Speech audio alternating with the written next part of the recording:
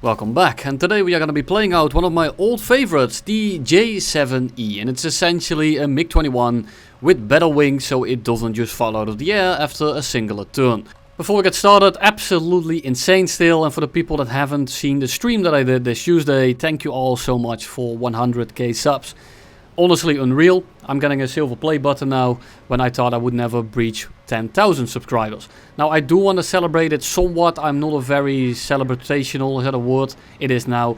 A person that celebrates a lot, but I do think that's unfair to you guys. So to start off, I'm at least gonna hold a Q&A. I'll see if I can do something else in the meantime. So anything you do want to know about the game, real life or whatever, drop it down below and I'll answer, I think, 99% of them in the next video or the one after. This thing used to be hella good, then it got completely shafted because, well, F-16s and MiG-29s, and now with the addition of 12.3 you don't find yourself in up tiers nearly as much, so it's a lot more playable. It actually has been giving me a pretty decent time. It is still rough in the full up tiers. F-16s and MiG-29s are still around, and the F-16s are even better than they were back then. And the F-16 is basically you but better, and I don't mean this in the sense that the F-16 is like that with essentially every plane in the game. I mean this in the sense that the F-16, well, this plane relies on its flight performance and a little bit on its missiles, but it's mostly about the flight performance. This doesn't mean that the missiles are necessarily bad. They have good range, good speed. They do burn out quite quickly, making them harder to spot. They don't pull the hardest, but they're okay. And overall, they're just very easy to flare. So these missiles are easy to defeat, making it not that fantastic, which is rather unfortunate. We go head on with a MiG-29. We dodge the R-27, except it hits the ground and splashes us. And now we need to dogfight this guy with, well, a little bit of damage. But the MiG-29 isn't really paying attention, and because this thing has the acquisition radar in the nose, it picks up the enemy, it locks him up, and you can shoot a missile because it's radar slaves. Now, it's fantastic in that kind of sense, but for the most part, I have it turned off because it gives everyone on the map and their mother a goddamn RWR warning, and you want to avoid that. This thing is all about sneaking up on people and kind of just reeling them in. Once you get close enough, you can kill essentially everything. Not many people are gonna go toe-to-toe to you when it comes to dogfighting, especially if you start on their 6. And the missile reaches the enemy very, very quickly. So if they aren't paying attention, they will find that missile shoved up their asshole in a matter of half a second. Enough about the missiles. What is the airframe like? Well, it's essentially a MiG-21. But it has better wings, and the better wings make it so that you have a lot more control, you have a lot more retention in your speed, and it just turns better at lower speeds overall. So you are just looking at a straight upgrade. It does accelerate a bit worse than something like the MiG-21 bis, but the fact that you lose a lot less speed and you turn better, which is a pretty deadly combination, and this makes it so that you can stick the fight with essentially everything. If you do not get 12.0 matches, you out dogfight essentially the entire roster that you can go up against. The lower fuel you get, of course, as per usual, the more maneuverable it becomes, but with this plane it's especially noticeable. You feel it in the Phantom, you feel it in the MiG-21 bis, you feel it in the J-35, you feel it in essentially every plane you play. But with this thing, when you get like sub 8 minutes, this thing feels unreal and it feels like it shouldn't be able to do the things you are doing. To be honest, it probably can't because this is War Thunder and everything is super maneuverable, but you get what I am saying. MiG-21 comes head on, he doesn't really do anything, he just flies away, but I want to show the acquisition radar again. We turn it on, he gets in the nose, we can lead the missile, we don't have to go for the shot first. In this case it didn't really do all that much extra, but I just want to show you, you can just turn this thing on when you do want to use it. And it kind of works like a HMD makeshift, if you want to call it that. It's very annoying, however, when there are some friendlies in your face or when there are multiple enemies around, because you might end up just locking the wrong guy and then you need to turn it off and you need to unlock the lock circle and everything. It's very annoying. If there's a lot of enemies around, don't turn the acquisition radar on. It won't help you at all.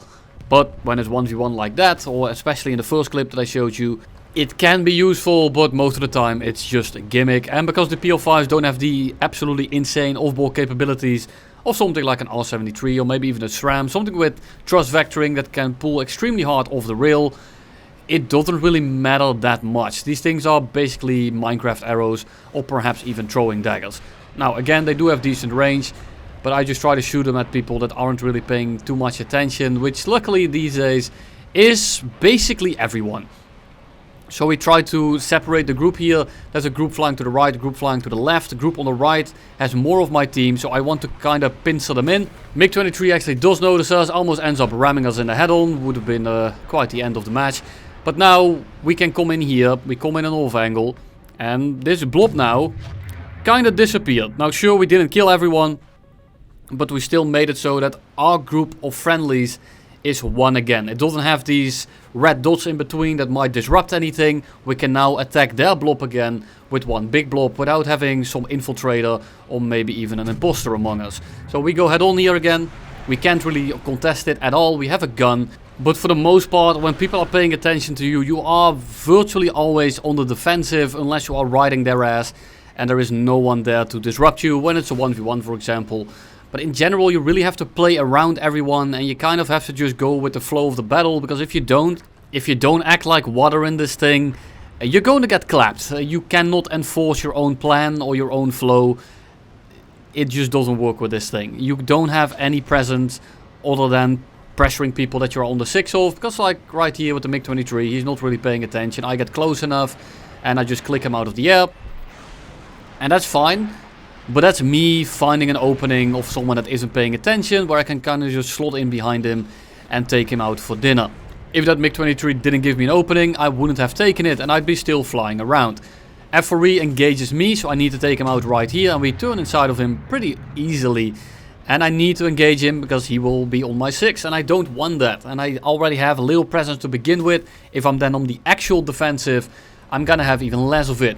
F1C coming in, he's gonna turn some sand into glass, French players be like, and that's him out of the match, and we can now fly towards the middle, and the MiG-29 is engaging one of my friendlies, so I can just kind of cut him off. I can be very aggressive here. I'm on decently low fuel, this guy is occupied, so all I need to do now is just kind of ride his ass. You can tell I'm not using my acquisition radar or anything, because well, that's also a friendly in front of me, and I don't want to slave the wrong guy. And that's the game. Not the best kind of gameplay, but it shows what this thing is like very often, where you kind of just have to... It's not really a vulture in the traditional sense. You just have to kind of see where you can and can't go. It's very much a trial and error plane. It's very much a plane that depends on very many factors, and you just kind of have to do with the cards you are given. It's not a bad plane by any means. It's one of the best planes in the game when it comes to like the flight performance and just an okay kit. But you just have no battle presence. This thing is the best when it comes to like 1v1, maybe even 2v1s. But when it comes to these big team fights, this thing is pretty tough to play. It's really all about surviving until the late game, so you can actually use your strength.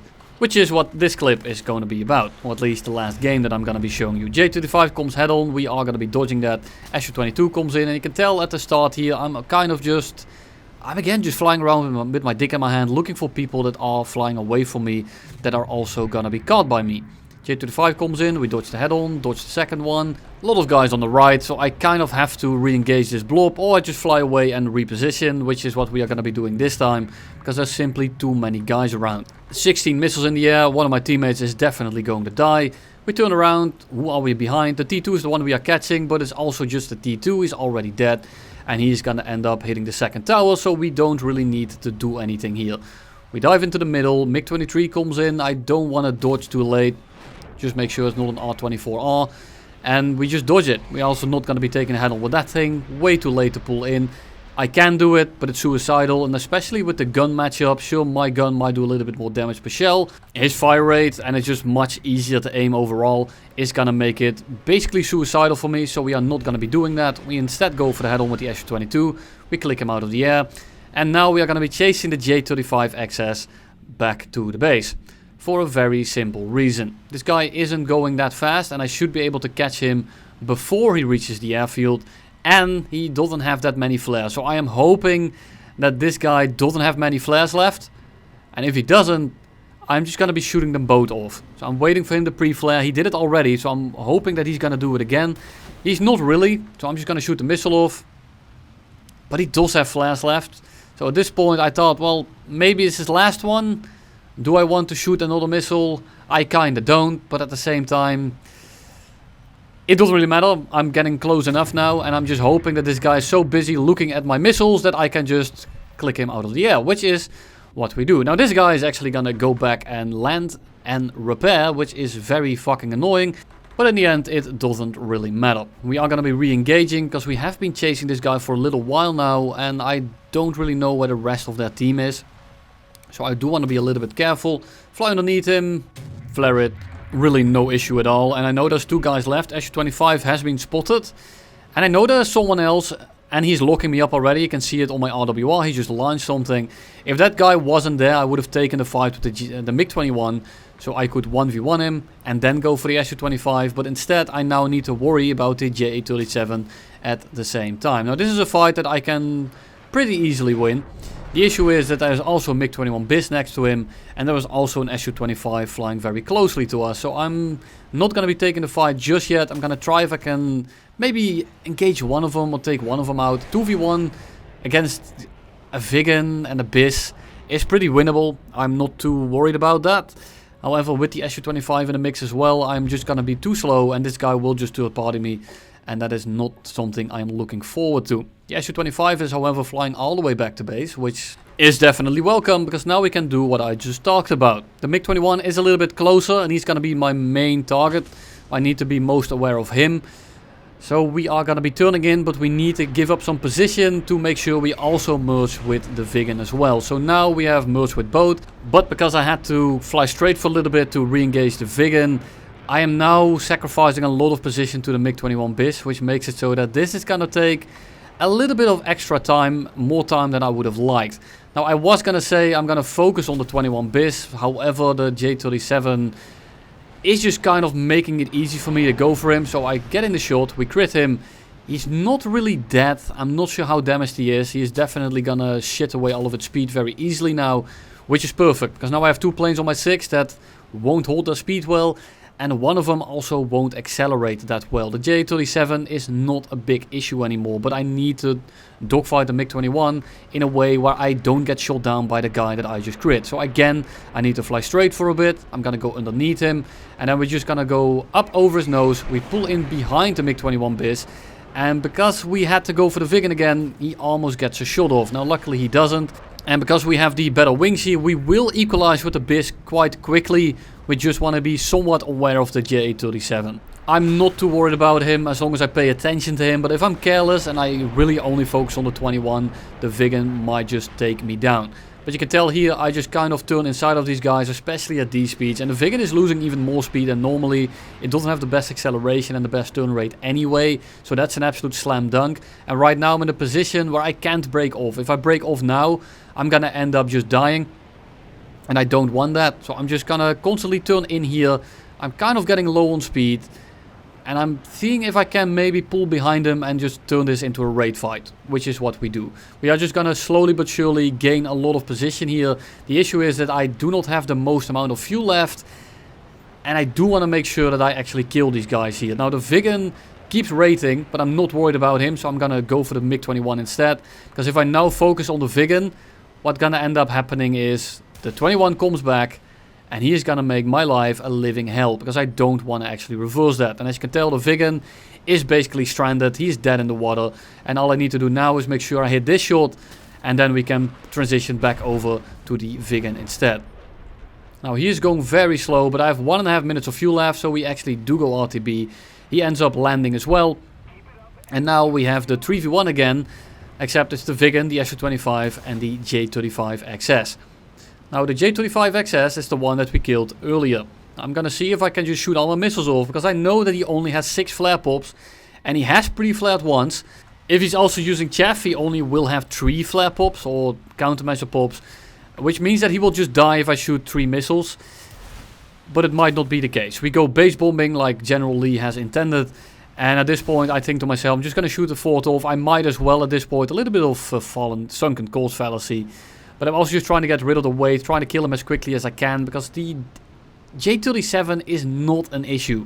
He is not scary whatsoever, and the J-35 isn't really either, but it's again together with all 3 of them. Again, the Viggen is out of speed after the first loop. J-35 comes head on, I'm not going to be taking that, and I'm just going to be breaking off because the SU-25 is coming in. We do have a teammate, so I'm also trying to make it so that I'm flying straight away from him. The F-104 is easily going to catch all of them, and then he gets free 6 position. However, the F-104 just flies away. He doesn't do anything with the advantage that I give him.